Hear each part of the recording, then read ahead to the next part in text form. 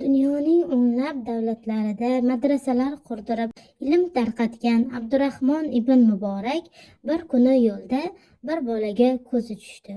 U bolaga qaradi-yu, bu bola shu yoshda qo'y boqib, ilmdan bebahra qolib ketmayaptimi, degan fikr o'tdi undan. Ey bolam, sen Robbingni taniysanmi, deb so'radi boladan. Bir qul hojasini qanday tanisa, men ham Robbimni shunday taniyman, dedi bola. Robbingni qanday taniding, ey bola, dedi Abdurahmon ibn Muborak.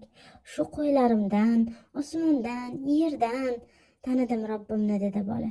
Qanday qilib, deb so'radi Abdurahmon ibn Muborak.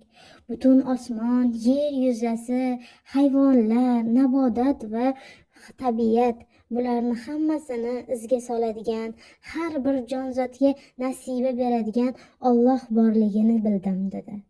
Allohni o'xshashi bormi, deb so'radi Abdurahmon ibn Muborak. Yo'q, men shuncha qo'yga qarab, ularga o'xshamasam, butun koinotga, osmon yerga qaraydigan Robbimni o'xshashi bo'lishi mumkinmas, dedi bola. Abdurahmon ibn Muborak bolani duolar qilib yo'lida davom etdi.